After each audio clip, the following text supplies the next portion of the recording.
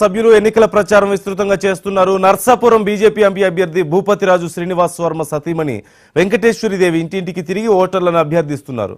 మూడోసారి మోదీ ప్రధానిగా ఎన్నికవడం ఖాయమని, కేంద్ర ప్రభుత్వ సంక్షేమ పథకాలను ప్రజలకు అందించాలన్న, అభివృద్ధి జరగాలన్న బీజేపీకి ఓటు వేసి శ్రీనివాస్ వర్మను గెలిపించాలంటున్న వెంకటేశ్వరిదేవితో పశ్చిమ గోదావరి జిల్లాలో మా ప్రతినిధి రంగబాబు ఫేస్ టు ఫేస్.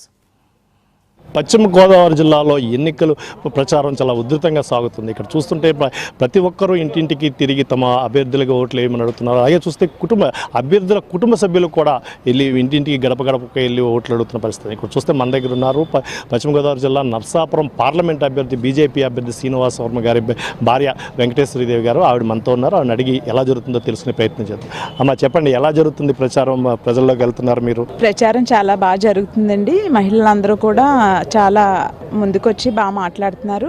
అపూర్వ స్పందన ఉందండి ప్రజల దగ్గర నుంచి. మీరు కొంతమంది అయితే నేను వెళ్తే నిన్న అంటున్నారు నాతో, మీరు చెప్పినా చెప్పకపోయినా మేము ఈ పార్టీకే చేస్తామండి, మోడీ గారికే ఓటేస్తాం, మీరు చెప్పినా చెప్పకపోయినా అని కూడా అంటున్నారు.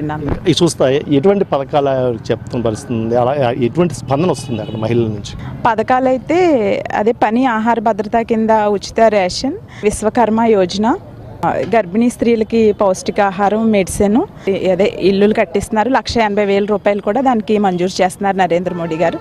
కానీ ఈ పథకాలన్నీ కూడా జగన్ ప్రభుత్వం చేసినట్టే ఇప్పటి వరకు ప్రచారం జరుగుతున్నాయి. అవి కూడా మేము ప్రజలకు వివరిస్తున్నామండి. అయితే ఇంకా శ్రీనివాస్ వర్మ గారి గురించి ఏం చెప్తారు మీరు? మీ ప్రజలకి ఏం చెప్తారు? శ్రీనివాస్ వర్మ గారు 35 సంవత్సరాల నుంచి ఒక సామాన్య కార్యకర్తగా ఆయన నమ్మిన సిద్ధాంతం కోసం పార్టీలో కష్టపడి ఎంతకాలంగానూ పనిచేస్తున్నారు. ఆయనకి నరసాపురం పార్లమెంట్ నియోజకవర్గం అంతటి మీద కూడా పూర్తి అవగాహన ఉంది. అలాగే ప్రజలకు అందుబాటులో వ్యక్తి కూడా.